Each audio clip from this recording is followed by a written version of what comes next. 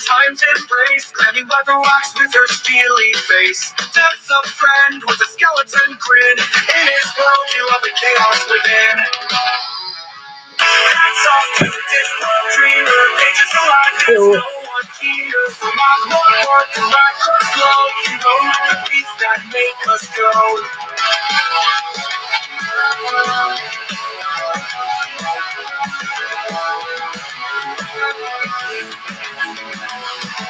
Perfect someone lost in time's embrace, grinding leather walks with her steely face. Death's a friend with a skeleton grin. In his world, you love the chaos within. Hats off to the disco dreamer, pages alive, there's no one keener. From our floor to our glow, you know the beats that make us go. Magic's words, a shield, a sword, fighting dull with a laughter horn. Sacrifice shout, and with short streams, made the mad room more supreme.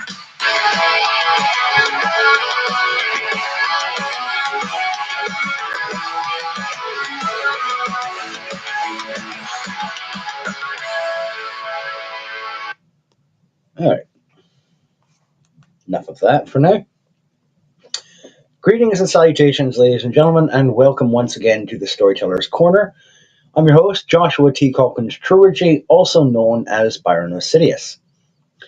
For today's Storyteller's program, or Storyteller's Corner Perspectives, I'm doing a little bit of shop talk. Want to talk a little bit about two particular areas in the genre fiction writing arena, with heavy emphasis on the first part, which is what I titled the stream about, which is editing.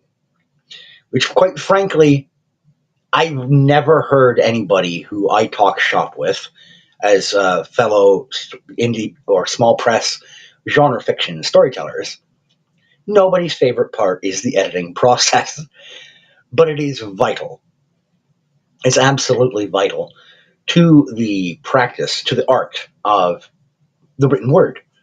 You have to have adjustments made.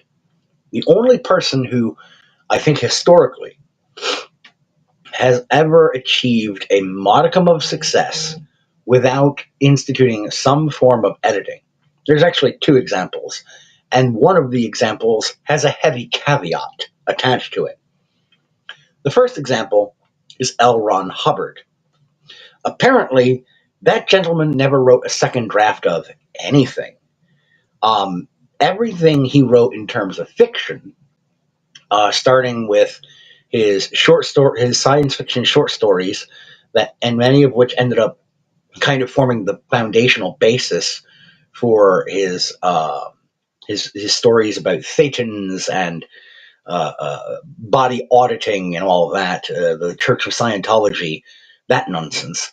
A lot of the short stories that formed the foundation for that whole framework were whipped out without a single second draft. And I'm referring to dozens and dozens of short stories between 1,000 to 5,000 words in word count. None of them received a second draft. Hubbard apparently had a habit of he would write these stories and never even look back at them.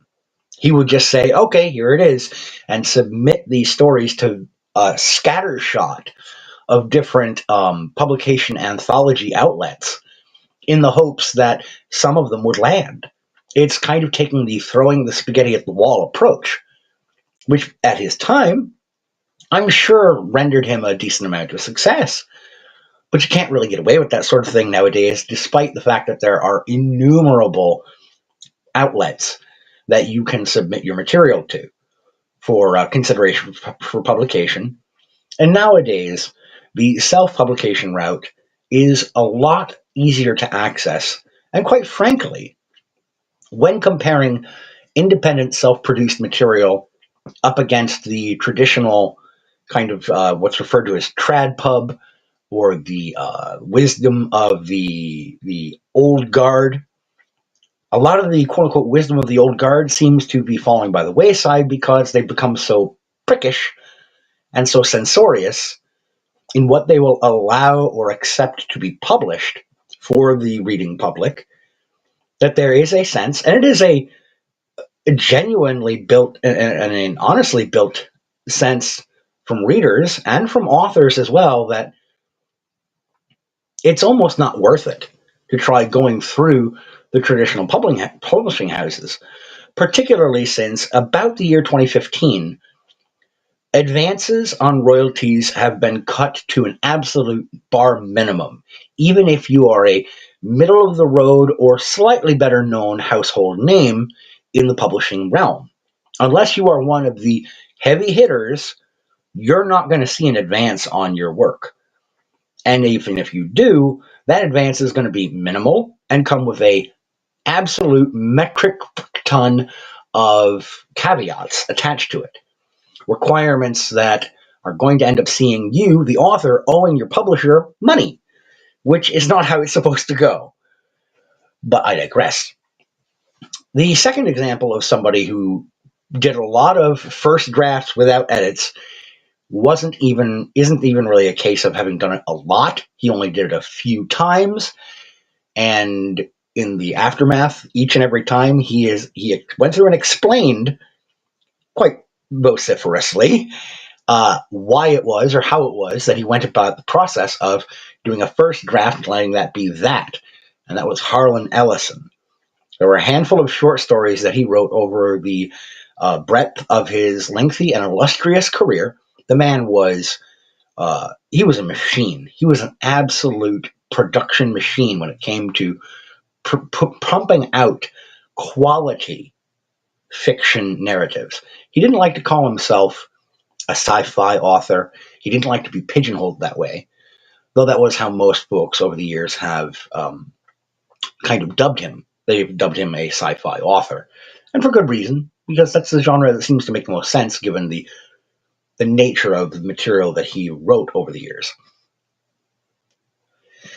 But one of the examples that he cited as it didn't need an edit because he was filtering and cropping and cutting and adjusting as he went was I Have No Mouth and I Must Scream.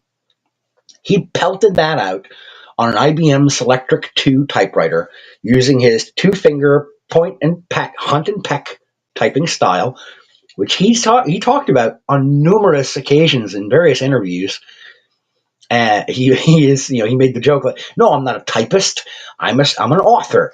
I write the story. Does it matter how I write it? If I actually sit there and stare at the screen or the paper without looking at the keys, or if I hunt and peck for the letters, as long as the story in here comes out on the page, what the fuck do you care?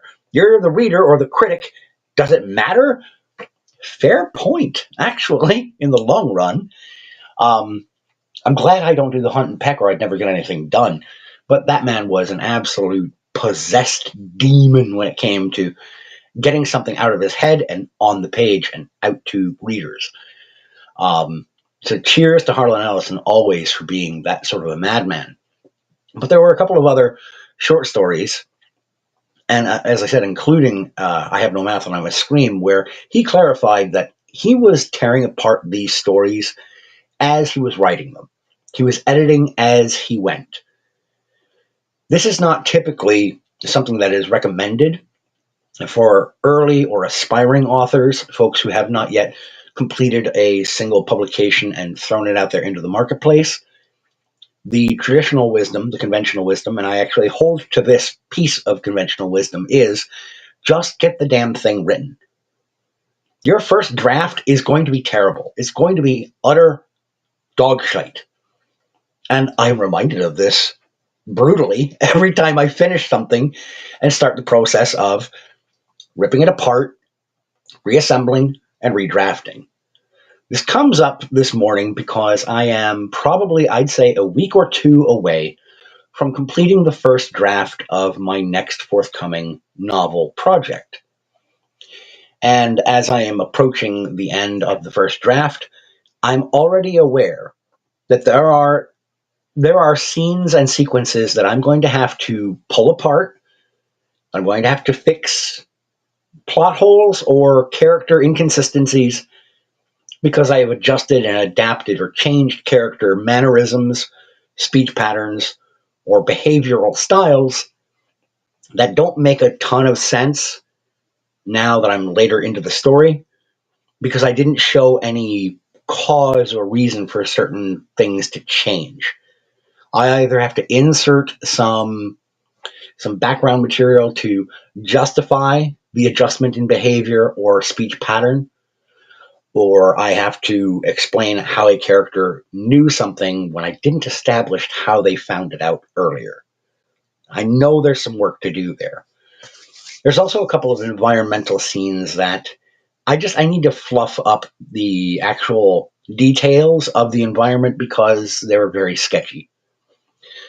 Environmental detail is something that I'm always terrible about on a first draft. And to be honest with you folks, I'm going to show my hand here and confess to a weakness of mine as a storyteller. When there is an environment that I am going to be bringing the story back to several times, I really should spend more time detailing that environment, that physical environment, the first time that we're there as an audience, and then kind of let go of having to harp on specifics and details when we return there later on. I've gotten into a habit of being better about that, but I'm still not on top of my game. There's a couple of instances where I'm wondering right now, wait, did I explain, particularly in Titus's parents' house? I've mentioned the layout once or twice of him going from one room to another, but I can't recall at this point if I had firmly established the physical walkthrough layout of the house early on in the story. I don't remember if I did or not. I'm not going to go back and look at it right now because I haven't finished the first draft. I have to finish the first draft and get done telling the essentials of the story before I go back and start deconstructing my own work in an effort to make sure that that is taken care of. Okay. Sorry, just had to double check on something. Because I owe that to my audience to let them know that, hey, here is the actual walkthrough of this environment, and that would justify or then make it make sense, as it were, when we come back to that sequence or to that setting later on. Because there are a number of scenes that take place in the Jacobson household, but I can't recall how thoroughly I explained or detailed the layout of the house the first time through. Doing the edits for any genre fiction work is a hefty task, not only because you have to make sure that you've dotted all your I's, crossed all your T's, you have to make certain that your narrative voice for this specific work is consistent throughout. Typically speaking, I have a slight difference in narrative voice and style when I'm writing fantasy as opposed to when I'm writing horror. This is something that you can find is obvious and true of any author in genre fiction who works in more than one genre. Take a look at somebody like, as much as I don't like to use him as an example, Stephen King. Stephen King is mostly known throughout the course of his career as, quote, America's boogeyman, because the vast majority of his material is easily slotted into the horror or thriller genre. But he's also done a handful of fantasy novels and stories, which are relatively easily slotted into fantasy. I would propose that the Dark Tower series of novels is an epic dark fantasy, and not even like a grim dark fantasy, just slightly darker than your standard fantasy fare, particularly given that firearms are the primary mode of combat engagement as opposed to swords and sorcery.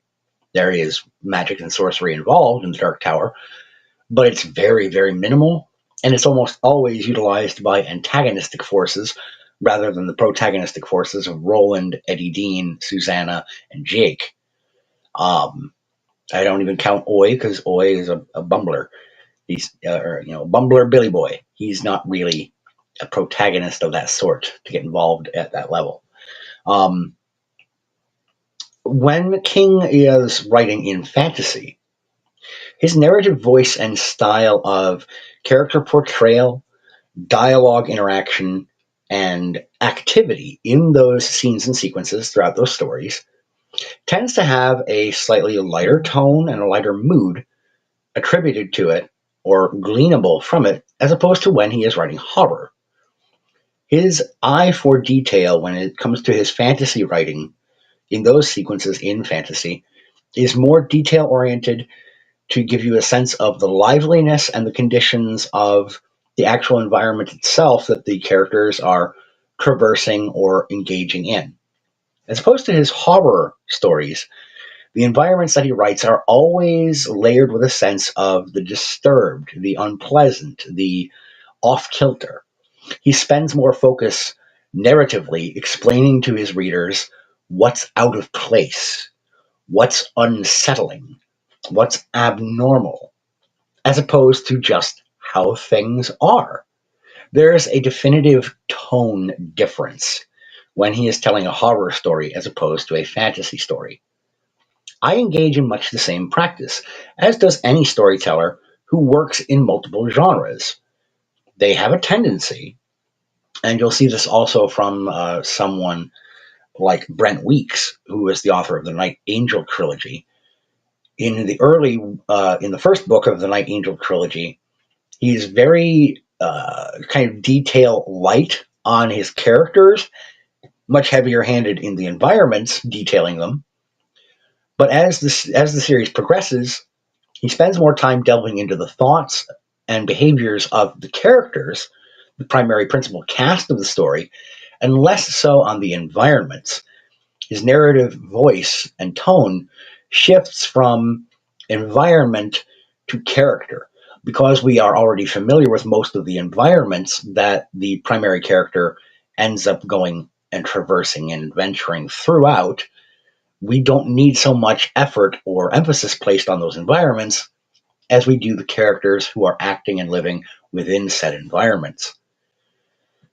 When you're going through the editing process, it's hard to it's hard to admit, but it absolutely must be confessed to if you want to be a decent storyteller. When you screw up, when you flub up a detail from a location or a character, and you catch it in the editing process as you're going through and reviewing and reading your first draft with a critical eye, as if you were a reader or editor rather than the person telling the story, you can almost feel yourself going, oh, and groaning. You can feel the forehead slap. You can hear your own groan escape your throat in your mind, in the theater of the mind, because you know as soon as you spot that inconsistency or that error, at least my experience has always been that I find myself thinking, I'm a fucking moron. How did I not catch this? How did I whiff on this so hard? It's a terrible moment, but it's absolutely necessary in order to grow and in order to take the story that you are crafting for your audience. Because why do we tell stories? Not for ourselves alone. Yes, you should enjoy your own story as a storyteller, but you should not be the only member of the audience. You should hopefully be endearing yourself or your work rather and striving to make it enjoyable and entertaining and thoughtful for another group of people. So you're not just trying to sharpen this thing up and smooth out the rough edges and make it presentable in its best possible form for yourself, but for your audience. If they're going to sacrifice their money or their time and attention and their thought bandwidth, if they're going to sacrifice that on behalf of your written material, your story, you owe it to them to give them the best possible version of that story that can be presented. That's why editing is so vital, because people aren't just going to grab whatever slop you throw out there and be satisfied with it. That's not a good way to proceed with this relationship between storyteller and audience. You owe it to them to give them the best possible version of that tale that they could receive. And if they don't get that best out of you, there are many of them, particularly those with reading comprehension skills, who are going to recognize that you're not doing your best, and they're going to call you to the mat for it. Better that you be your own worst critic ahead of time and hold your own feet to the fire. I'm going to hit the bathroom real quick, and I'll come back and get into the next bit regarding editing. Give me one moment. I'm going to put on a song for you folks. Back in a minute.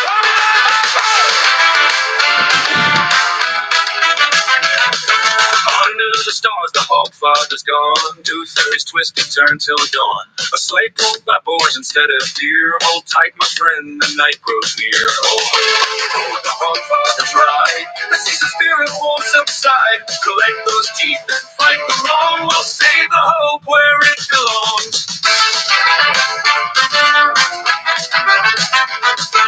Death does the road and takes the reins. With a hearty laugh he numbs the pain. While Susan battles shadows in time, tea time schemes his wicked design. Oh, the Hogfather's right. The season spirit won't subside. Collect those teeth and fight the wrong. We'll save the hope where it belongs.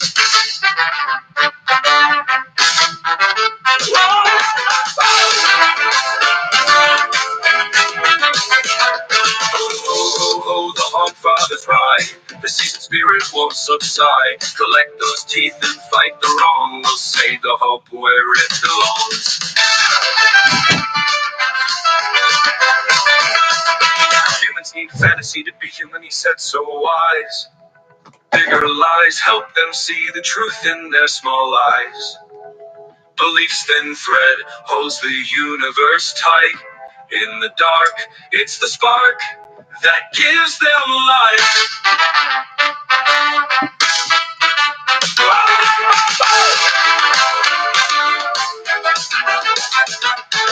Susan the governess wields her might in mirrors brittle landscapes fight. She stands up tall against the night to bring the morning star to light.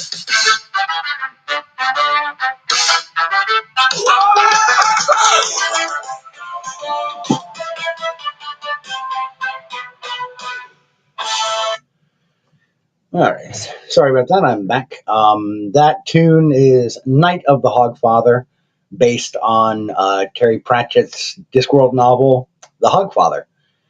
Oh, thank you, Sarge. Greetings, salutations, brother. Good to have you back. Good to see you again. So, what I was discussing before,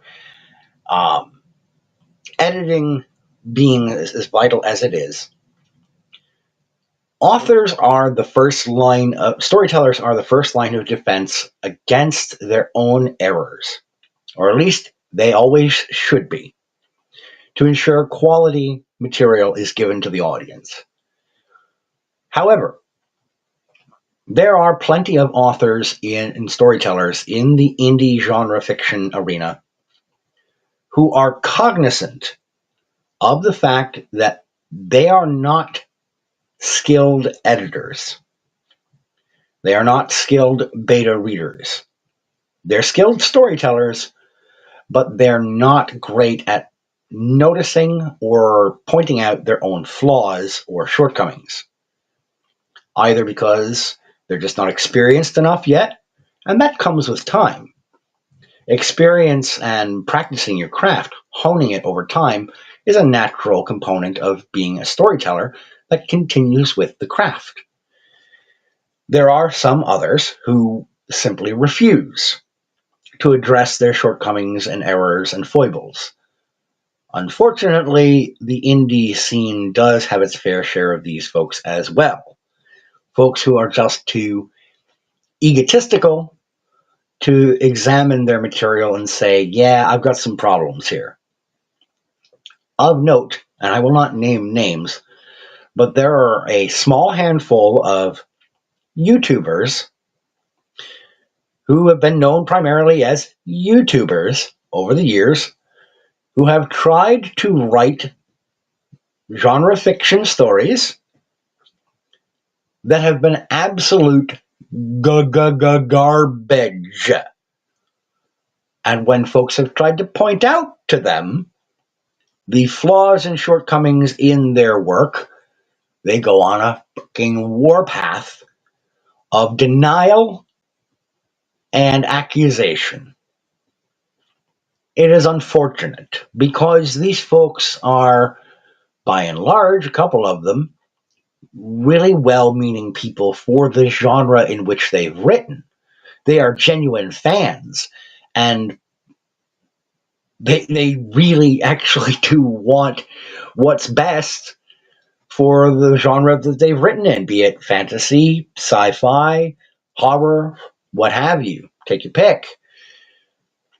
But in the back end, they're so accustomed to being praised to high heaven and having all kinds of kudos showered upon them that when folks respond to their artistic endeavors or attempts with heavy criticism and accurate pointing out that you've got a flawed piece on your hands here, sir or ma'am, they receive a kind of like a narcissistic injury to their ego so poignant that they cannot respond in any way naturally other than absolute fury and denial.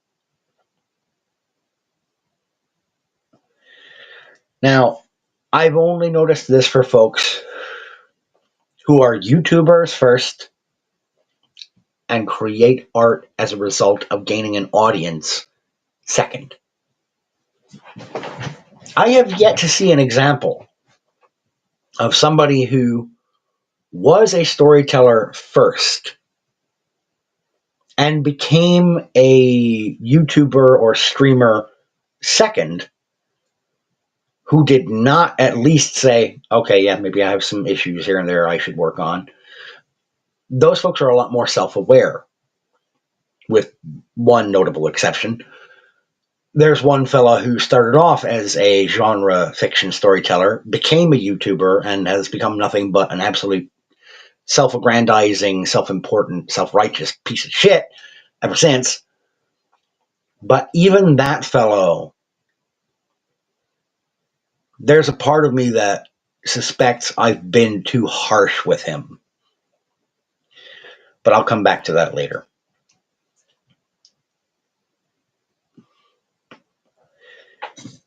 During the editing process,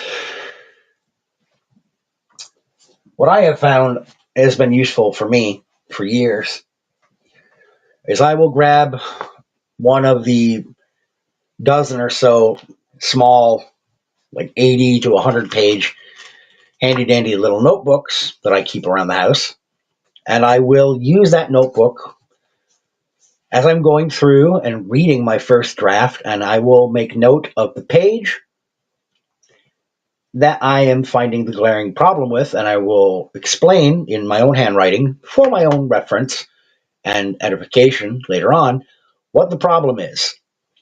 I will not write down a solution or a fix for it in the notebook. I'm just reading through and taking notes to tear myself apart, to tear apart the work, so that later on I can go back after I've done the critical analytical read through and say, okay, here's where I need to start, and here's where I need to fix something. And I'll go back to that point and say, okay, here's the problem as I wrote it down.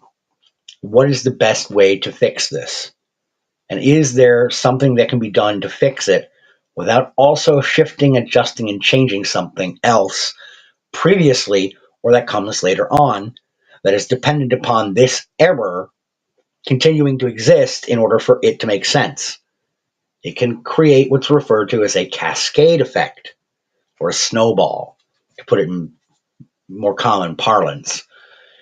If, as a storyteller, you commit an error of world-building mechanical logic, and you end up later on in your first draft relying upon that error that is in contravention to your initial a priori establishment of rules, you've now got two major errors.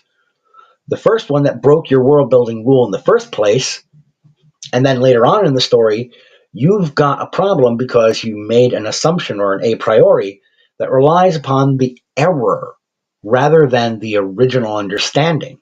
So now you've got two areas where you need to make an adjustment. It's vital that you do so in order to fix or prop up the initial establishment of world building mechanical rules. You either fix those later predicates, or you can go back to the original source point of the world building mechanic that you established and change that so that the later errors are now in line with your world building mechanic structure.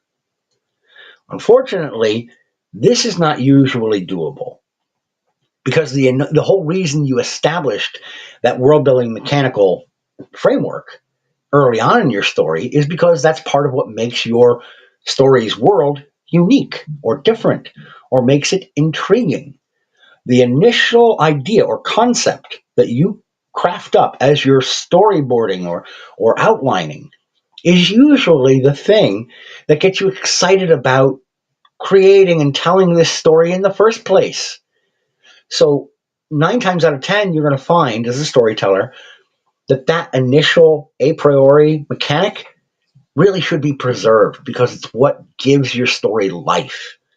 And there are instances where that world building mechanic is something that your primary protagonist or antagonist relies on heavily as part and parcel of their motivations throughout the story itself. Check this. Oh, okay. Sorry. Checking messages. Sorry to be long-winded, Sarge. I know I said hello. I didn't mean to ramble on like that or rant without checking in and seeing how you're doing, brother. And to say thank you for sharing out the link to the stream. I appreciate the assist on that, and always appreciate the support that you've shown me over the course of my time being on here and streaming. Hope your daughter is enjoying the books, by the way, and I look forward to any feedback that I might get from that direction. So going through and addressing the issues that you have with your story, making those adjustments, redrafting those scenes, that's not the end of the road. At least not if you really want to polish your story and have the best possible version out there. Once you've gone through, and this at least has been my process over the years, once you have absolutely excoriated yourself and dragged yourself to the dogs and back and pinched and pieced together and ripped apart and readjusted and patched up this story, it's not done. Your work's not done. Because now you have to, or you owe it to yourself and to your story and to the art of narrative itself. Now you owe it to these elements to go back and reread that story one more time at least with a critical, analytical eye and take note of the errors now on this new version of your story. I'm not trying to be an asshole when I say this, but nobody is going to have a perfect story in its best polished format even after doing that first round of critical analysis, teardown, and reconstruction. It's still not ready, at least not from my perspective. And again, take anything and everything I'm saying here today with a grain of salt. There's plenty of folks who would tell me to go fuck myself when I'm being too critical or too harsh about the process of storytelling. Maybe from your perspective, sure. Oh, okay. Yeah, no, I get it, Sarge. I totally understand, brother. It's rough when somebody works evenings and nights because you want to make sure you're not poking them too early in the day. You poke the bear's liable to maul you. Never a good idea. Um, so there have been people in the past who've told me that I'm being too harsh or too critical when it comes to people's process for storytelling and writing their work and getting it out there. And okay, some of them might have a fair point. Perhaps I am being too grumbly from their perspective. But I'm just trying to say this is what I believe the best practices would be. Once you've done that second, or once you've done that teardown, or that critical analysis on the second version of your story, you're going to have fewer notes for yourself. Almost guaranteed. If you're paying attention and being dutiful to your work, to yourself, and to your audience, your second version is going to have fewer errors or issues to contend with and address. It'll still have a few, but then you can go through and redress those issues. Um, oh, yeah. Grammatical errors and typos can be horrific. I've become a lot more forgiving of typos and grammatical errors. The more time I spend reading indie arena genre fiction, Sarge, the more and more forgiving I've become. I look a lot more for narrative technique, stylistic choices, narrative voice, and character building elements and plot elements. I'm looking a lot more for the art and the artistry and the technique nowadays, less so the mechanical issues. Mechanical issues of typographical errors or grammatical errors matters a lot less to me these days than do stylistic issues. And yes, Sarge, that is absolutely true. A lot of folks don't see their own errors, and that is actually a great segue for my next bit when addressing editing. There's another reason why it's nobody's favorite part of the process. At some point, as a storyteller, you know that you're going to want this story to be out there and available for other people to read, to enjoy as entertainment or thought provocation, which means eventually somebody's going to have to read it.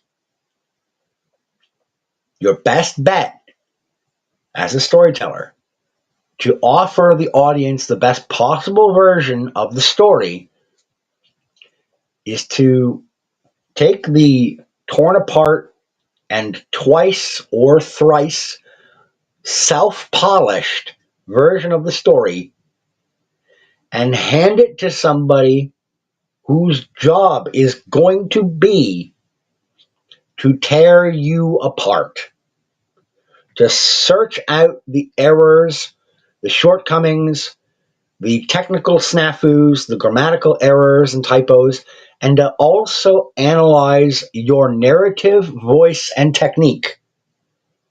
To hand it over to a third party and tell them, I need your help. Those are 4 words that no author likes to utter. None of us enjoy saying those 4 words. But if you cannot say those 4 words, you are dead in the water. You need to try and get someone to look at this story and give you their honest feedback. Whether it be strictly for mechanical issues, because let's face it, many of us do not have a trusted colleague who's only going to be looking to edit your work. Particularly in the indie or small press arena, most people engaged in the indie scene are themselves also storytellers. There's not a whole lot of freelance editors out there who are not simply mercenaries who are just going to give you mechanical, typographical advice to clean up your script grammatically and then tell you, oh, I'm not looking for narrative voice or author voice. I'm not looking for technique and style. I'm just going to help you with the mechanics of your story. That's what most freelance indie scene editors are. They are mercenaries who are looking only to give you advice and feedback on the mechanical issues, rarely on your stylistic issues. I can't blame them for that because they're trying to make a living too.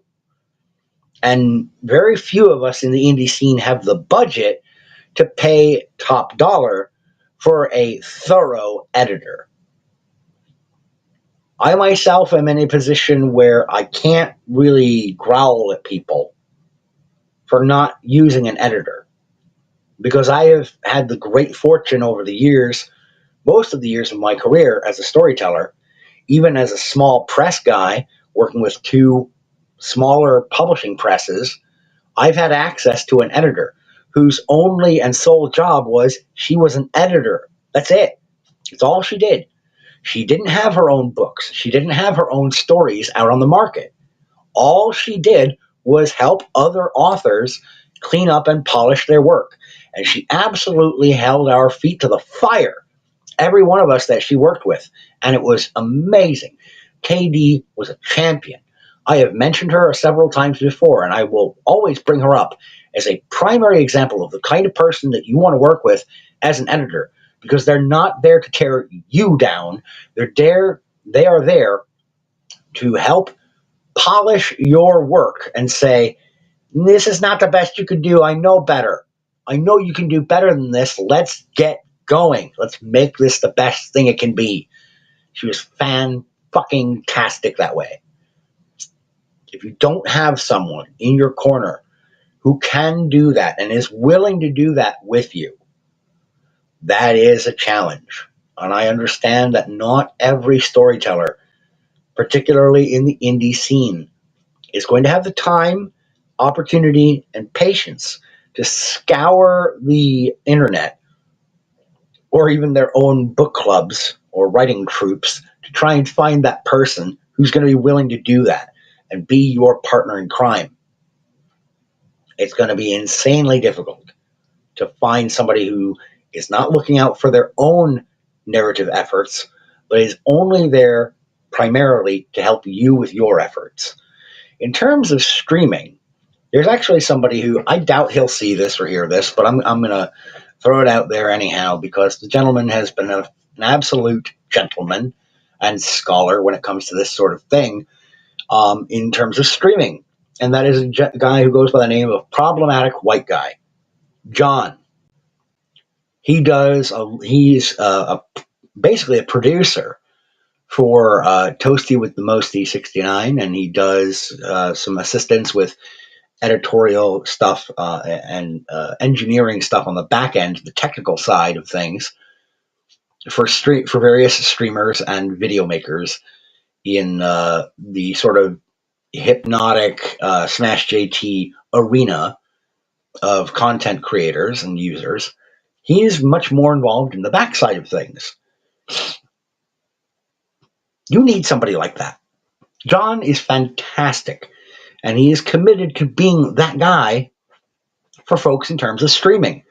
He doesn't have his own humongously or smashingly successful streams or video channel, but that's not what he's after. And he's made it very well known that that's not what he's after. He's not there to seek his own glory, but to help other people attain the potential glory that he sees them as being capable of. Ryan Roger Athay, doing the reality-based streams, another fellow who rarely seeks his own glorification, but instead tries to network people together who he thinks might be a good fit for one another in terms of co-producing material or having good conversation to elucidate various issues in the video game realm and arena of conversation and topics. That's what he does. He's not so much interested in glorifying himself so much as he is in boosting up those folks who he sees a great deal of potential in that arena. That is what an editor does at their core, what your best editors do. They help you as a storyteller put forth the best version of the story that you can get. Not everyone is going to have access to a John or a Ryan Roger Affe, or in my case, in the writing realm, not everyone's going to have access to a KD. She's retired. She's done. She's no longer available. And, she's retired from this world, unfortunately. She's no longer with us. When I say she's retired, I mean permanently. To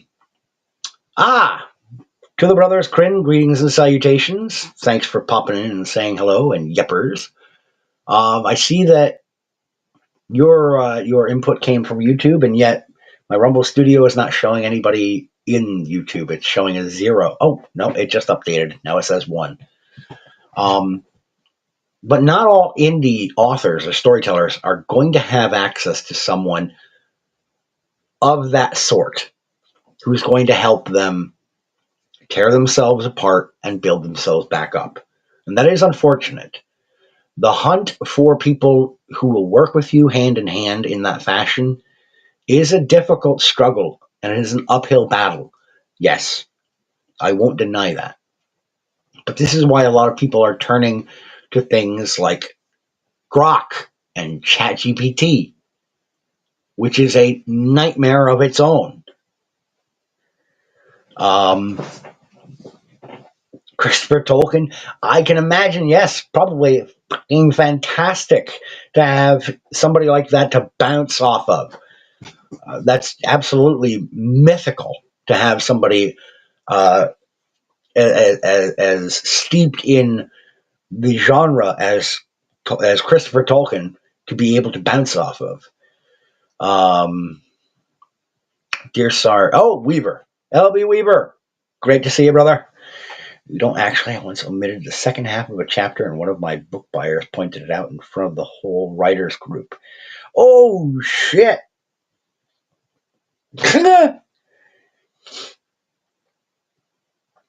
God damn. That's a rough one to miss out on the whole back half of a chapter. That is rough. But that's what I mean. Like, you have to have somebody there who's going to be not only willing, but capable of catching that pitfall, of seeing that error and saying, hey, wait a minute, buddy, you've got something you got to address here. What the hell's going on?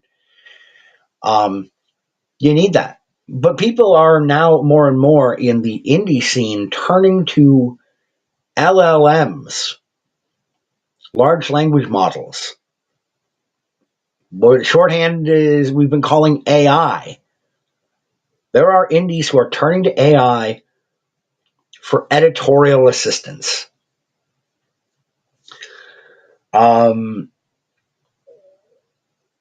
It's rough for me as a kind of a paranoid who's not happy with all the advancements in AI that have been coming out over the last couple of years. I am deeply paranoid about AI. I joke with my wife frequently. I say, Skynet is coming. It's only half a joke.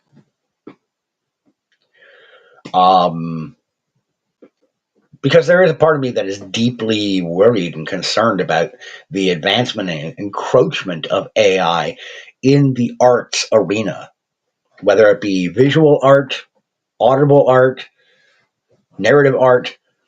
I can see a purpose for it if it is used appropriately. Full disclosure, on my YouTube and my Rumble channel, I've got a few uploads in the last few months of music videos for a band called Pack of Punks. My friend Bill Melkert, a fellow who I've been friends with since high school, he's a musician who had a band back in the day, a garage punk band, and they called themselves Pack of Punks. Well, they've kind of fallen apart. They don't do gigs together anymore, but maybe once every couple of years they'll get together and jam. But Bill got himself much more involved in technology, programming, and computer sciences. And I've been keeping in touch with Bill over the years. And I reached out to him about 6, 7 months ago, and I said, "Hey, I'm currently working I'm going to be working on a story here soon. I've got a band that shows up in the story based on your old garage band from when we were in high school." He goes, "Oh, that's pretty cool." And I said, "Yeah, the problem is I can't make music." But, I had sent him different bits and pieces of stories and poetry that I'd written over the years. And I asked him if he could use his programming skills and his familiarity with AI and what have you. I said, "Could you put together some of this stuff into a song?" He said, "Yeah, I use a program called Suno. I've got an account. You throw me some lyrics. I'll put together a song in a few minutes. I'll send you some stuff." And so he has sent me some files over the last few months that I thought were fantastic. You know, and some of those songs have been great, and I've put together images on top of those audio files that he sent me, and that is where those music videos on my channel come from. It's from my friend Bill. He used this program Suno. I'd never heard of it before talking to him, but I sent him some lyrics for some songs. He did his thing and sent me the files, and that's his Pack of Punks. LB Weaver says, "Friend Brian ran his entire book through an AI thing and he got nothing but flack. This character is too weak. This other one is too this. There's not enough detail. Not enough detail in this plot point. Too much detail on that plot point. Nothing but bad news." And Sarge says, "I'm a quisling when it comes to AI. I'm aiding and abetting the enemy." Okay. I can see why that might happen, Weaver, LB, because AI is not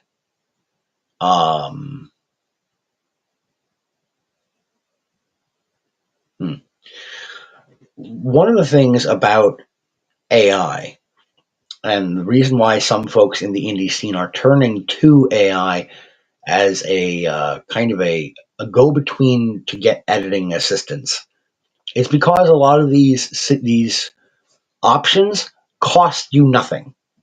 There's no upfront cost. There's no upfront fee. You don't owe that AI editor a commission. Additionally, there's another benefit in that the AI is not your friend. It's going to just give you an analytical breakdown. But there's one huge problem with AI, with using ChatGPT or Grok or any other, or Claude, or whatever systems they have out there. There's one glaring problem with any of those systems and using one as an editor. AI cannot judge narrative style. All it does is break down material for mechanical analysis. That's all it's doing. It's not trying to compare you, the storyteller, your material against your own previous material. Nor does it adjust for potential future revisions. It is literally only taking what you feed it and nothing else. It is not comparing or contrasting it to any other material unless you, as the user, set forth that parameter. And at the very least on the free level, most of these AI programs can't do that for your indie storyteller. You'd have to pay for a premium version of most of these LLMs or systems in order to grant yourself that level of access and utility. That's not worth it. I'm sorry. You're not dealing with an actual human reader. You're not dealing with someone who understands the nuance and differentiation of the human voice. You're dealing with a machine that does not know what it is to be a human reader.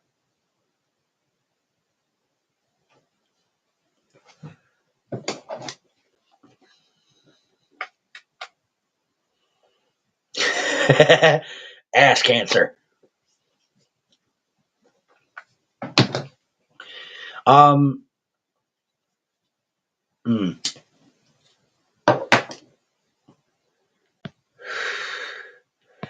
But I will, again, and I'll say this to kind of defend, because I want to steel man those indie author colleagues of mine who are turning to AI as a source of editorial assistance.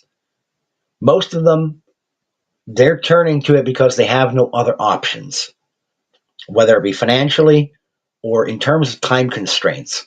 Some of these folks are working off of a deadline, either self imposed or imposed by a small press publisher.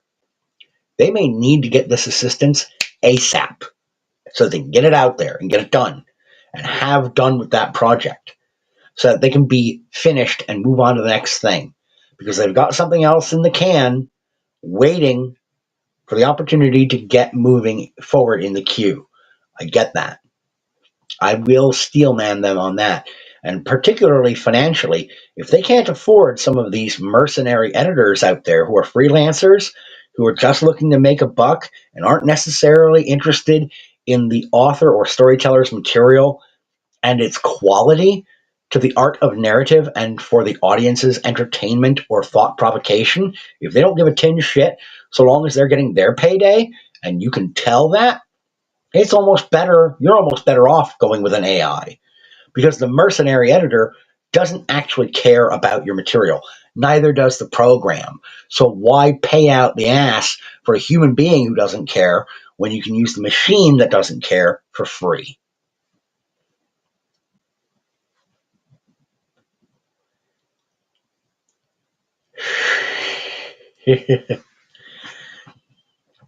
You know, this is an aspect, Sarge, LB, this is something that um, I have often felt like kind of the, how to put it, odd man out. Um, because I am definitely not as politically engaged as you guys are. And most folks who I spend any amount of time with, who I've asked, where would you peg me as fitting in politically, sociopolitically?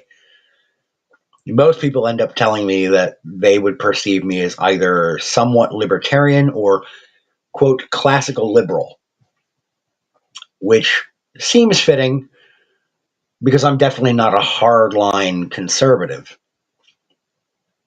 But people on the left are fucking lunatics, by and large. Just from everything I've observed over the last 10, 15 years, they're absolute loons. And they can't give you an honest answer to any question you pose.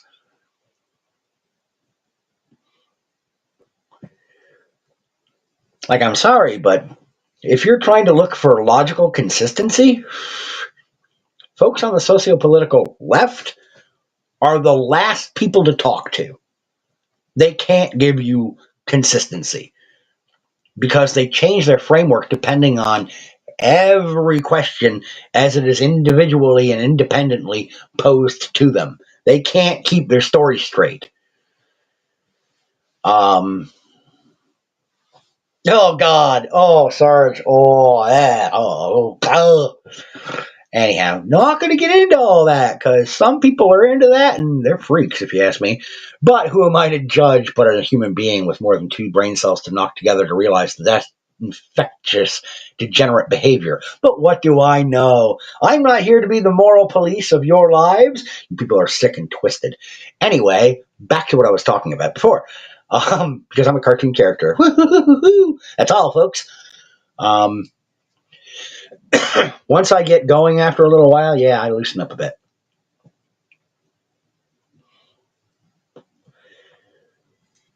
But now I'm going to kind of segue a little bit into the other thing I wanted to talk about. And I kind of hinted a little bit at it in the description of this stream. Critiquing and reviewing, and sometimes being a little too harsh. Over the course of the last 10 to 12 years, there have been a number of times on my YouTube channel, my BitChute channel, my Rumble channel, where I have, yeah, Sarge, no shit. Elon is terrifying in his own way. Kind of ties into that whole Skynet thing that I mentioned that I'm paranoid about earlier. There's a chunk of my brain that every time I hear about Elon Musk, I think, that guy just wants to turn us all into cyborgs. Easily controllable, reprogrammable cyborgs. But anyway, sorry. That is an accusation for which I have no compelling evidence other than the idea of Neuralink eventually becoming read-write. Yeah! Creepy shit. Anyway, that's speculative fiction that deserves its own subcategory.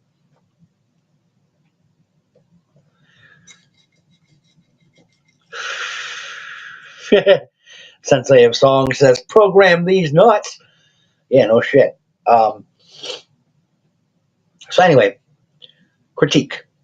As I was saying, there's been a number of times over the years on my various video and audio platforms that I've gone and utilized over the years, where I have put out the offer to various small press or independent authors of genre fiction, be it sci-fi, fantasy, or horror, to send me a copy of one of their stories, and that I would give them an honest and thorough breakdown review of their material.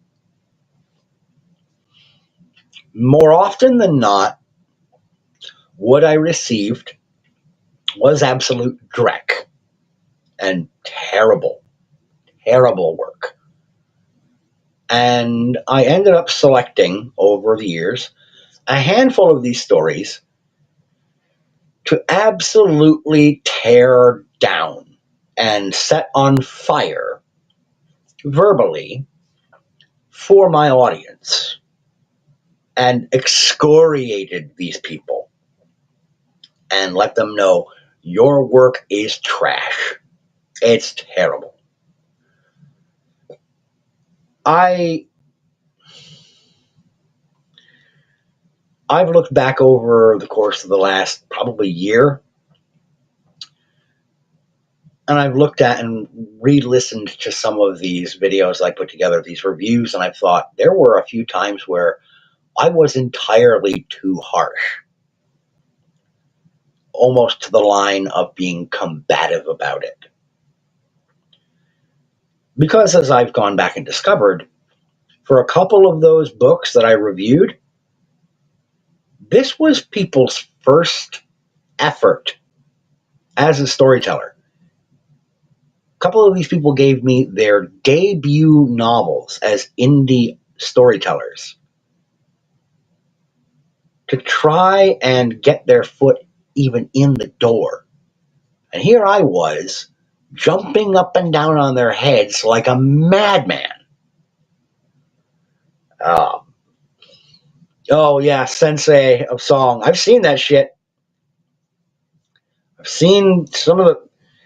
There's definitely a heavy, heavy hand on the scales when it comes to most search engines. Brave browser, just going to say it. Anyway, the people who I was exceedingly harsh to, who they were giving me their first book, their first ever completed published work to read and review, to some of them, I would apologize for being so brutal. And I don't want those people to give up on trying to improve. And I really do hope that none of them gave up, that none of them said, holy Christ, this guy just ripped me apart. Obviously, I suck. I'm done. I'm not doing this anymore. If that were ever the result of my being critical of someone's narrative efforts, that's a crime.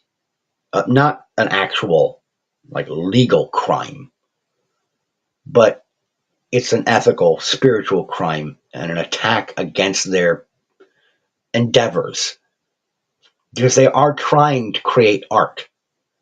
They're just not doing a very good job of it. And it's not my place to dissuade them from trying. It never has been my place and should not be my place, because I had to start somewhere too. I've looked back at some of my old material and gone, holy crap, how did Mr. Priest agree to publish this? What the fuck was I thinking? Some of it's just bad. Not the whole thing, but there are scenes and chapters where I go, oh, wow, KD let me get away with a lot. There's a problem here, there's a problem here, there's a problem here, there's a problem here, there's a problem here. Just in retrospect, knowing that my earlier works had a lot of problems, but Rob and Jay and KD gave me a chance. They took a chance on me. And I have improved over the years. Yes, I've gotten better. Everyone needs that chance. And I'm trying not to. Oh, dear Lord.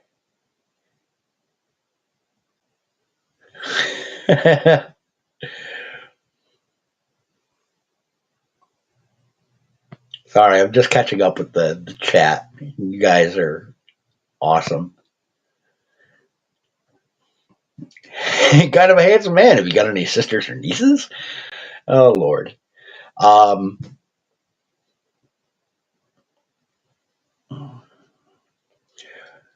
Oh, yeah, hold on, Sensei of Song. Give me a second. I gotta look something up real quick.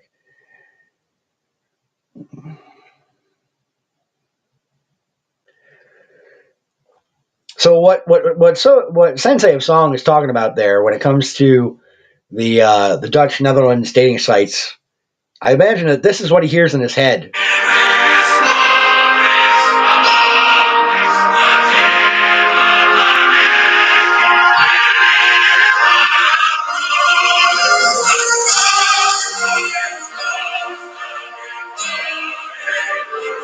That go racing through your head, Sensei?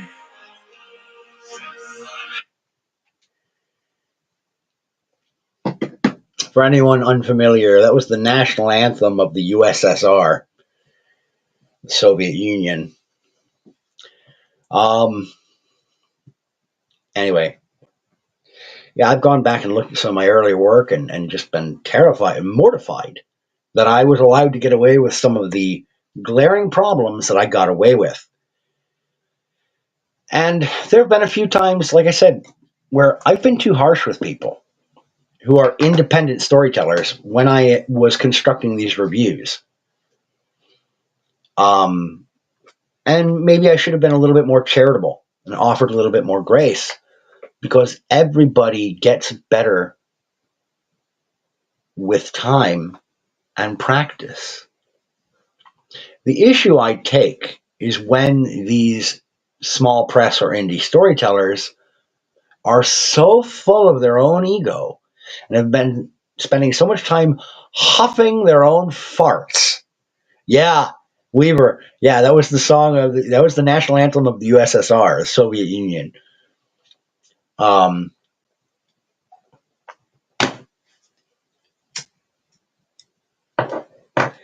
there's some folks who absolutely have deserved, based on their enormous ego, to get shredded from end to end.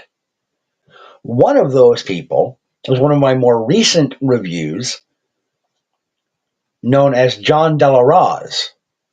That guy is so full of himself that I'm pretty sure that the only reason he doesn't take it in the rear end is because there's no room because of his overinflated ego. He's full of John De La Rose, to the point where I'd be amazed if a proctologist could give him a proper examination, because they'd put the glove on, get the lube, go to stick their finger in, and find it's blocked by what? Oh yeah, more John De La Rose.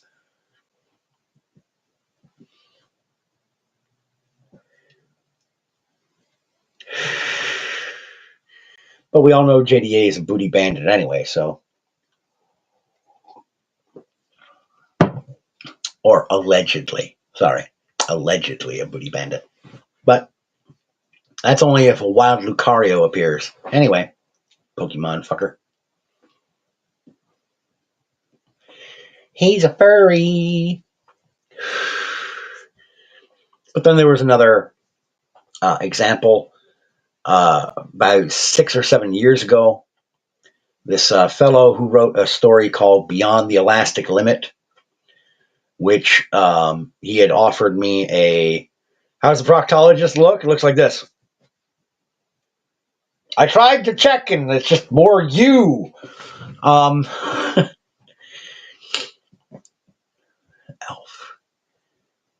Oh yes, I remember. Yes, Sensei of Song. I remember that scene. That's exactly who JDA comes across as, like Peter Dinklage's character in Elf. Precisely. Yes, thank you. Perfect analogy. But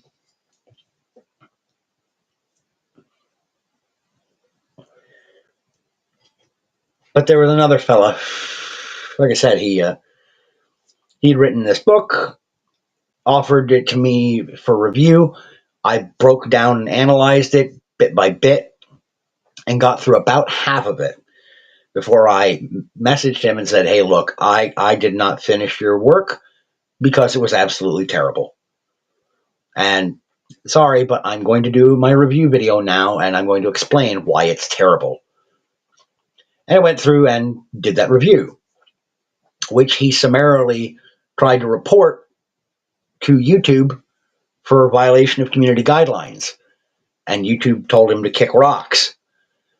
I then proceeded to submit a written version of that review video as an Amazon product review on the book, on the listing, which he flagged and reported to Amazon, and which Amazon took down. Because Amazon has a policy, and not a lot of people are aware of this, but this is a policy that Amazon apparently has upheld for several years now. If you yourself offer products that you created or produced, including intellectual property, on Amazon for sale, you are not allowed to perform or produce reviews of similar or competing products on Amazon. So because I have books available for sale through Amazon, I'm not allowed to leave reviews of books on Amazon. Not allowed.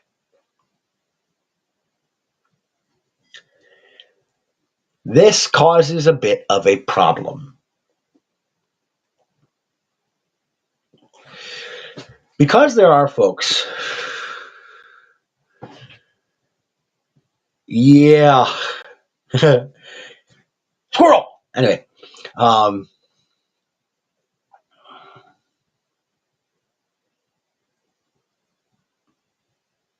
oh, wait. Snow White's already on the streaming? Oh, man, I'm tempted to watch it just so I can tear that apart too. Here's the thing, I don't want to be all negative all the time, so I'm not sure I want to do that.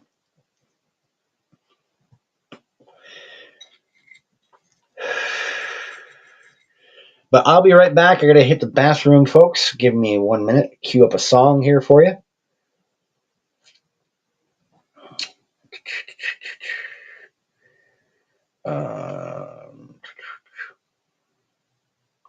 There we go.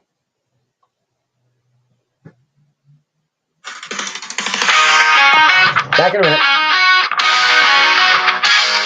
Got a megaphone and a big sign shouting outrage. That's just fine from the sea to shining. Say what you please. This land's on fire. You're still so free. Hey, it's so otherwise, it's so free. Take it or leave it, that's the decree. You can run anywhere, do what you see. So hey, it's so otherwise, it's so free. Drive through deserts, fly over plains, no border stops, no heavy chains. Back it up, chase that dream. Turns out it's simpler than it seems. It's so otherwise, it's so free. Take it or leave it, that's the decree. You can run anywhere, do what you see. So hey, if it's so otherwise, it's so free. Drive through deserts, fly over plains, no border stops, no heavy chains. Back it up, chase that dream. Turns out it's simpler than it seems. Hey,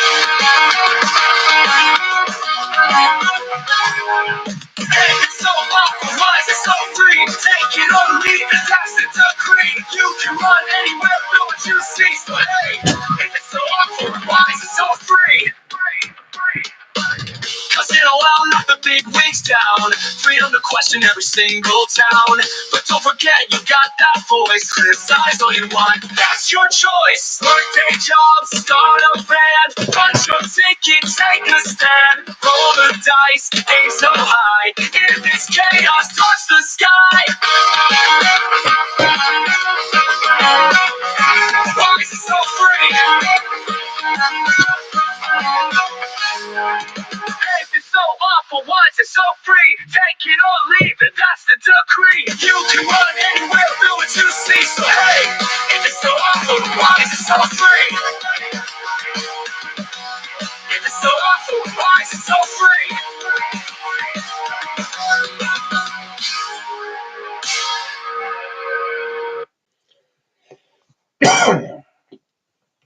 Sensei of Song, that could be a subject for a show all on its own. Sensei says Americans vote with our dollars and our time. I will never pay to watch that filth. Even if it's free, I'll never watch it. I was told it wasn't for me. Roger that. But somehow it'll still be a white guy's fault. Briefly, just to touch on that very, very briefly. If a storyteller, if a actor, a director, a producer, author, musician, whatever, if the artist tells me, hey, you, this isn't for you. This was not made with you in mind. That's one thing. If the artist tells me, this wasn't made for you, but you have to watch and support it anyway, or you are X, Y, and Z bad thing. That's when my response to you is, really? Get fucked. Guess what? It'll never be part of my consumption now, or if I do consume it, I'll find a way to get it without you being compensated for it. Yo ho ho.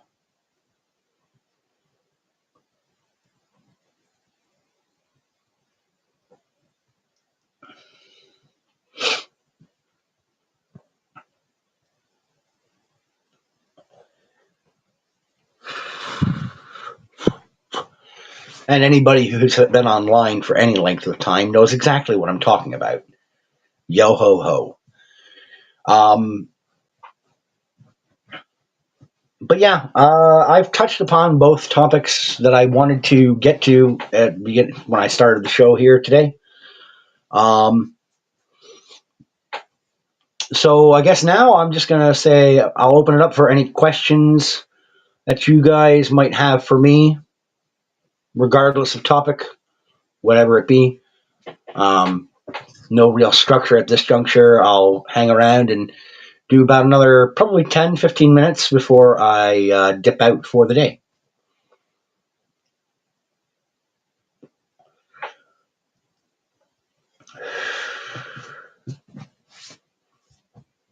And I am sorry, guys, that I have not really been interacting with the chat. I apologize. I wanted to get through my main material to discuss today before kind of turning things over and being a little bit more casual at this juncture about it.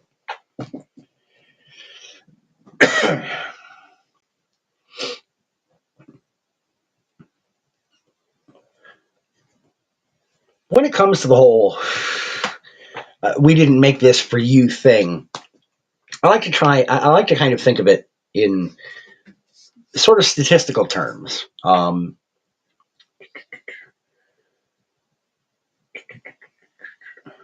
Let's go here. Let's do 7%. And we'll do, we'll say 20. Yeah, we'll even it out. Let's say got 23% and the other 70%. All right. In brief, a lot of these kind of fringe, far to the left, progressive, liberal studios and the directors and the screenwriters and the actors, they tend to be way over here in this left-hand margin, represented by 7%. Well, thank you, Sarge. Thank you for that. Yeah, I've tried to stay on point for most of this, so I appreciate the compliment there, that I stayed on track for what I wanted to get through. Not for you. Huh. I'm not familiar with that song. I might have to try and track that down and re-listen to it. Back when I was in high school, Pearl Jam was one of the bands I was into. Though they were kind of a secondary band for me, I was much more into the Offspring, the Outcasts, Insiders, Me First and the Gimme Gimmes, Dropkick Murphys, Dead Kennedys, Pennywise. That was more my set. Was more kind of like skater punk. Thank you, Sensei. But most of your Hollywood types, they seem to be writing material for this 7% of the population. Okay, the LGHD TV community, the fringe left progressive semi-socialist communist types. That's who they're writing stuff for. When I think Brown Album, I just think of Primus. Billy was a race car driver, drew a darn damn fast. I love fucking Primus, early Primus, good shit. Then you've got 23% of the populace, of the audience, who's folks who are die hard on the socio-political right in the audience, who what I would say are your Matt Walshes, your Ben Shapiros, your folks who are only going to indulge in watching material that has a really hardcore right-leaning bent.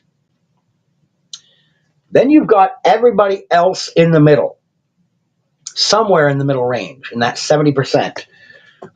You've got some hard dividing lines. You've got a couple of sort of softer division lines, parsing up that middle 70% of the audience. You've got folks like myself who I'd peg myself probably slightly right of center, but not far, far to the right, sociopolitically or ethically.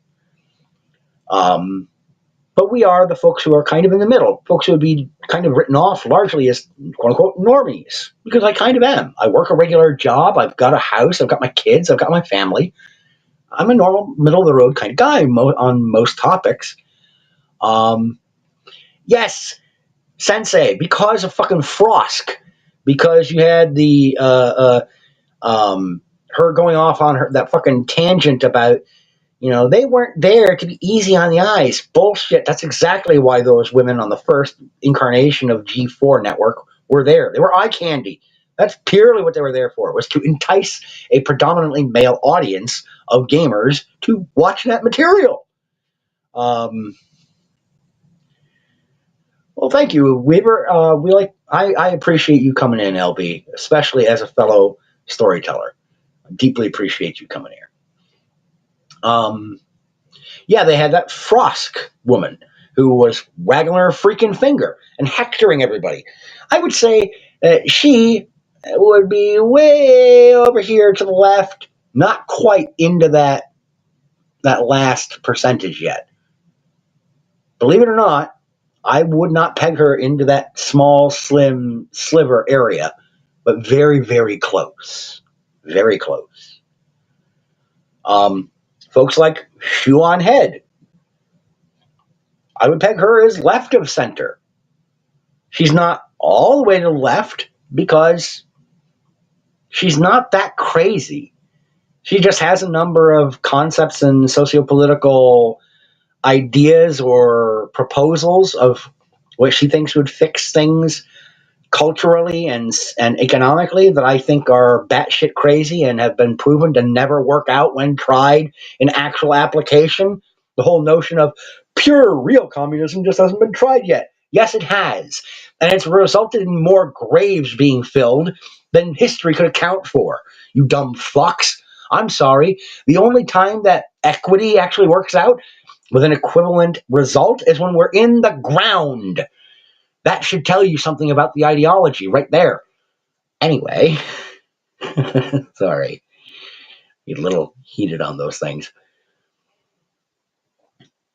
If the vast majority of us are in this middle range, this 70%, why are television and filmmakers constantly aiming their shit at this 7% crowd? It's especially been heavy in the video games industry. You look at something like Dragon Age: The Failguard. The previous game, Inquisition, was broadly made for this central ground of 70% of people. Now, true, there were a couple of story beats and characters who were actually representative of this 7%. You have the character of Cremisius Aclassi of the Bulls Chargers, the lieutenant in that mercenary outfit, who was a trans man. But it wasn't heavy-handed or hitting you over the head, and it was an optional side quest that you, the player, only got introduced to if you took of your own volition and specifically engaged with Iron Bull in unnecessary, optional sidebar, side quest conversations and selected specific dialogue responses to lead you into knowing any of that.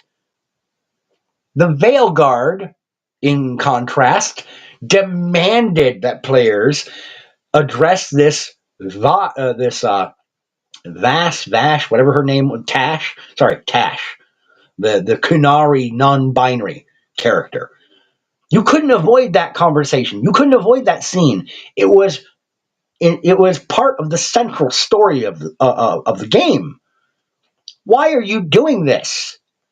You're aiming your entire game at this group of people and telling everyone in here, and especially the folks over here, to have a giant middle finger in their faces and to go fuck themselves. Are you shocked that they then turned around and said, then you get none of my money? Why are we expected to pay to be lectured at and hectored and told we're evil people? Go fuck yourselves. If your entire perspective is that you're going to make art that is not intended for me, but you're going to demand my money, get your hand out of my pocket or I'll fucking break it.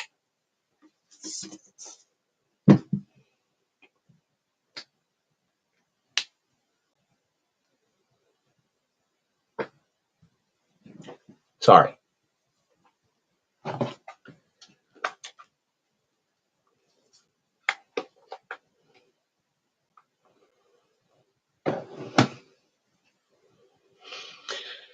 Whew. Yeah, Frosk. Frosk.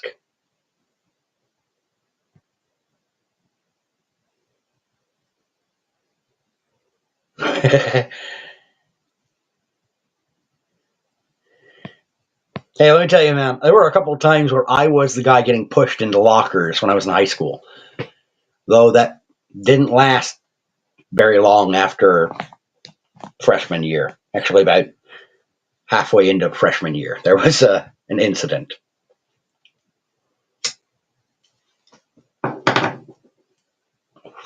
I've actually talked about that incident. It was a few streams back. I did a stream, basically saying that, saying there, violence is never the answer. I disagree. Sometimes something good can come from violence. Like teaching the other person who is aggressing against you, if you keep it up, you're going to be hurt. If you initiate violence, you're not always going to be the one finishing with violence.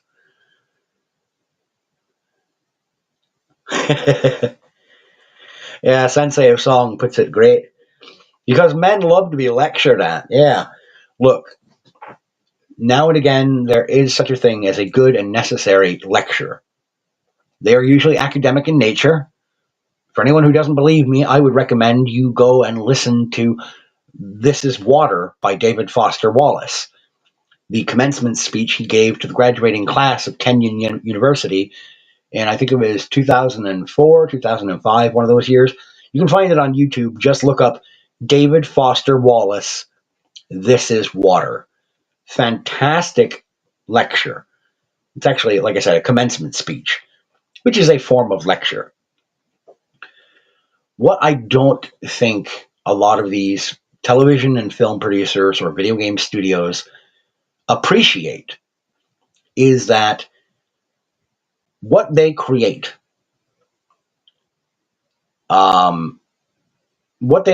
is non-essential.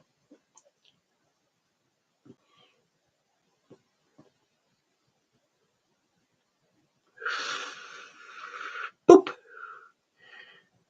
I'm going to highlight that, Sensei, because, yeah, true and, to quote Kershey, true and real. You gotta love the Foxu. I'm not usually big on VTubers, but I like Kershey. Sensei of Song says communism worked perfectly. It's intended to rot and decay civilizations and to decrease the population. Guys like Bill Gates tell you that's what they want to do. Reduce the population, kill. Yes, much as the joke has been made over the years, the carbon they seek to reduce is you. We are carbon-based life forms. How better to reduce carbon than to reduce the number of people?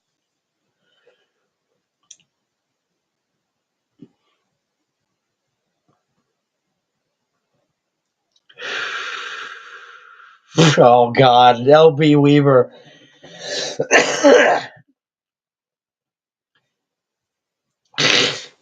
Oh, Lord. What you gonna do? You gonna toss my salad. Anyway, sorry. I forget what movie that's from, but I remember it's from a movie. That's gonna get clipped out of context. I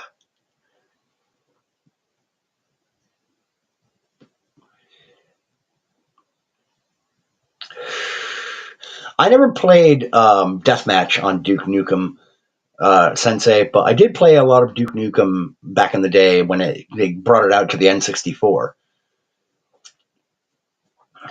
IPX SPX protocol, great again. I don't know that reference. Is that a cheat code for Duke Nukem, or is that something? Remember, I'm not very tech savvy, so that might go right over my head. Fucking degens. Letterkenny got that term, that phrase, perfect. Degens. But yeah. Anyhow, before I get going, any last questions, comments, or concerns?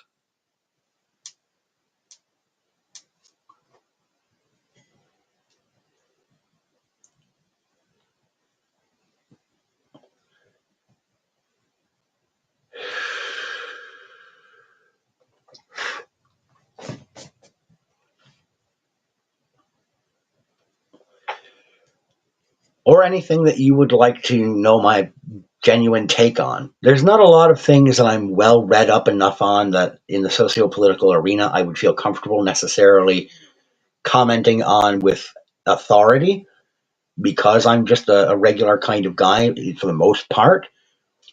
Got to remember, I'm just a storyteller. I'm a mythologist. You know, this sort of thing is my daily reading. You know, or more appropriately, something along the lines of this. You know, this is the stuff that I enjoy and that I spend a lot of time with. Which reminds me, I got to get back into getting through this. The compilation by W.V. Yeats, professor of mythology out of Stanford. While I don't really care that much about the pedigree of most professors, if you are a professor of mythology, I really want to make sure you care about the lore and the legendarium. That's where I get a little bit more into credentialism, though I shouldn't. But I tend to take people a lot more seriously if they are mythologists, if they are deeply steeped in mythology.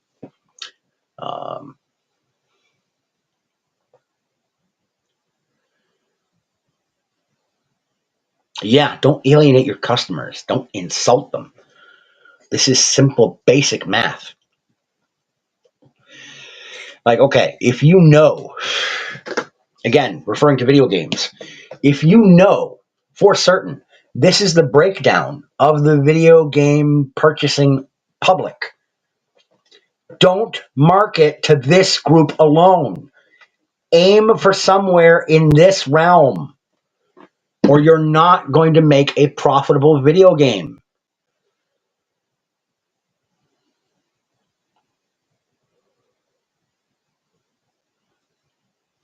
Well, yeah, Sarge, here's the thing. It has always failed. It has historically failed at scale. The only way in which communism has ever been shown to work is on a small scale, in a restricted, self-contained environment. We've had communes throughout the history of the United States that have been successful. There's one out in like the north end of Napa Valley in California. There's a compound. There's a literally a communist compound that has been in operation successfully since like the mid 70s. But they only allow in people who understand well in advance what they're getting themselves into. The people they accept into that commune have to demonstrate that they know how to farm, how to work on farmland, they understand agriculture, and they bring in a minimal level of technology. These people understand what they're getting into, and they self-select to go into that environment. And if a family within that commune grows, I think it's past 2 children, they are asked to leave because they are no longer able to sustain a family of 5 or more, because they are working only with the resources they have on that commune. They don't force these people out at gunpoint. There have been a couple of groups that they've been allowed to stay, but they are heavily encouraged to leave. So it begs the question, is that really communism in that commune? Well, no, it's not. And they've had to admit as much because the people within, do you know where they get their electricity? That's right. They get it from the greater grid in California. They pay the state, or they pay a utility company, a capitalist utility company, to provide their electricity. They have confessed to this. So it's not even there pure communism. It doesn't work because they don't have the technology necessary to provide and produce their own electricity on the compound grounds. So they had to compromise. Sensei, I like that too. You're on the ball today, sir. The only thing that defeats violence is superior violence. Train to be violent. Perfect your violence. And I would then offer the balancing component to that. Perfect restraint of violence. If you know how to hurt people, you'll learn early on that you don't want to have to do it. It doesn't feel good. It's awful. The feeling you get afterwards it's inhumanly awful. But at the end of the day, the choice always ends up coming down to who would you rather be hurt? You or the person who aggressed against you? That's an easy fucking choice. The guy or person that aggressed against you.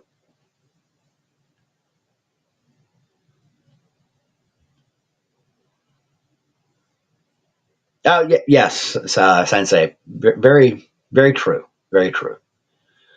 And yeah, the David Foster Wallace lecture, those kinds of academic lectures, much different, much more attempting to provide enlightenment or offer a different perspective on a particular topic of discussion.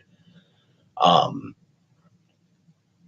yeah, Sarge puts it perfectly too. Don't be a soft target. Let the person who is aggressing against you know in no uncertain terms that they can push it only so far before they get a response. And the response should be disproportionate. I know that I'm going to get hectored by somebody out there eventually because I've said this before and I stand by it. Your response to personal assault should be disproportionate. It should be overwhelming. It should be something that emotionally and mentally scars the other person for life. Why? So that they don't try it again. If possible, let the other person survive. You have to try to let the other person survive within reason. If they're trying to end you and you end them first, okay, fair is fair. If they're not trying to end you, if, for instance, they're trying to get you debanked, get you thrown off of social media, try to take away your ability to communicate, and you manage to rise up above all that and find a way around it, and you turn the tables and then utterly destroy that other person or outlet or company, I don't give a tin shit about their damages. People have come out and said, and this is one area where I actually disagree with people like Joe Rogan, who came out after the whole Bud Light thing and said, they just make beer, just let it go. And Dana White with the UFC partnering with Bud Light. My initial response when they came out and said, they've learned their lesson. No, they very fucking well did not. The damage should be so severe that they know beyond a reasonable doubt, beyond any shadow of a doubt, that they cannot do that shit again. They need to be told, you don't do this or you're done.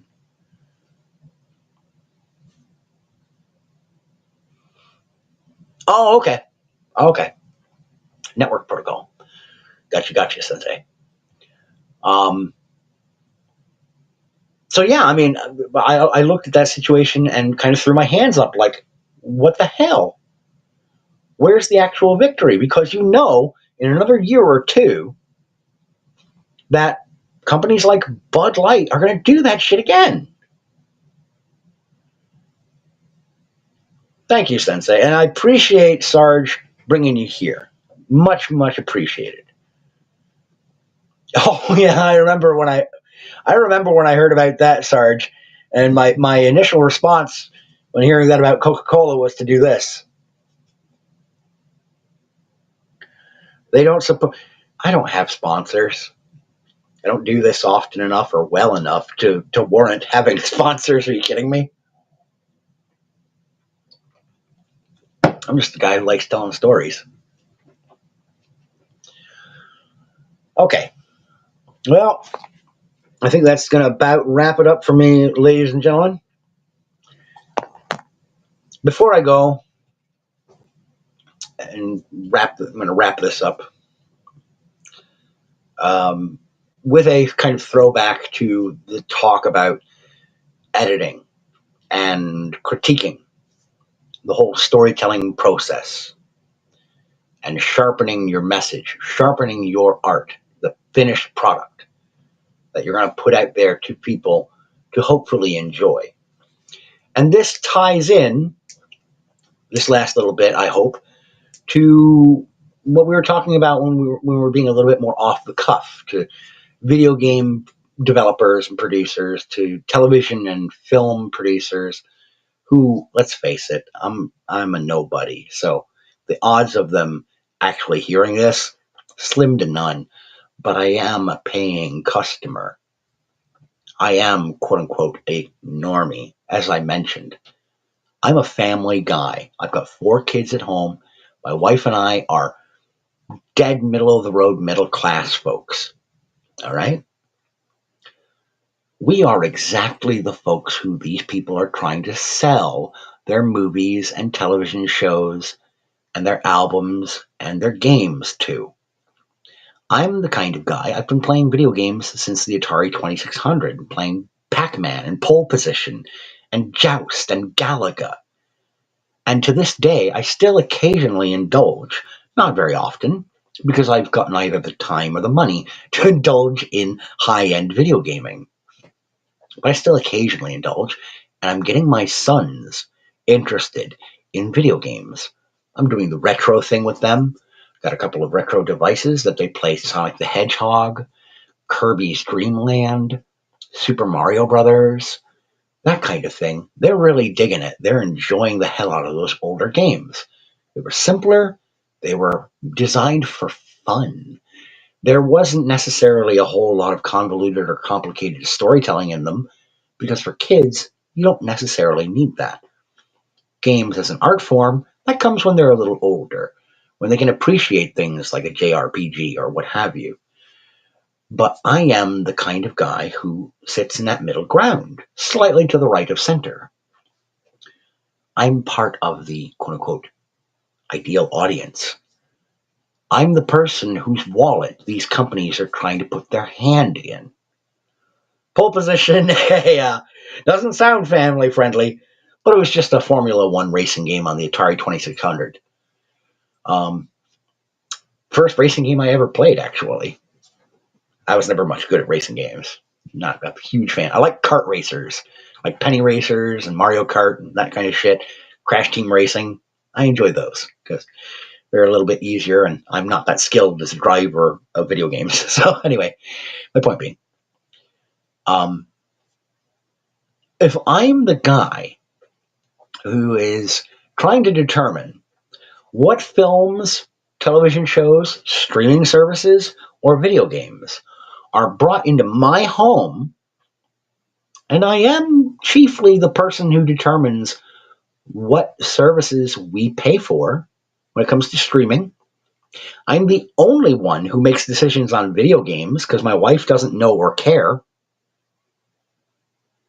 at all, which means I'm the guy who's going to put out money for these video games. I'm the one who's determining what streaming services I'm going to pay for. Or I'm going to convince my wife, because there's a couple of streaming services that she pays for. It used to be 3. I convinced her to cancel one. No thanks, Stars. I have talked her into dropping things because I'm paying attention to what's going on in the culture war areas. She knows I'm more informed on these things than she is because she doesn't bother to waste her time and energy on it. But she trusts my perspective and my opinion on these things. So to the folks at Disney, the folks at Ubisoft, to the folks at Gearbox or EA, to the folks running ABC, NBC, network television, I am the gatekeeper of what comes into my home. I'm the one you need to try and sell your shit to. If I'm not buying, there's a lot of other people here in the middle ground who also aren't going to buy. And if you're relying entirely on revenue from this group of people, but your budget, the amount of money you pay out to try and produce these things, requires that you get buy-in from this group and a few from this group, if you're constantly telling them your stuff is not for them and you spit on them, then all you're going to have is the revenue from this group of people right here. Will that match your financial needs? Given how many studios have been shut down and sold off or acquired by other larger content production companies, I'd say the answer is likely no. It's not enough for you to sustain yourselves on. So why are you only targeting and marketing to these people? They can't sustain you. We can. So quit spitting on us. That's all. Ladies and gentlemen, I'd like to thank you for tuning in. I'd like to thank you for listening to me ramble on about these things. I'd like to thank you for choosing when I know that you have a plethora of options available. Whoop a man's ass sometimes. True and real. Again, Kershey. Foxu. Munya. Sorry. I know you have a lot of options on where you choose to spend your time listening to streams or standalone uploaded videos. And I like to thank you for taking some of that time and spending it here with me. So, folks, I ask that you take care of yourselves, and as always, keep reading.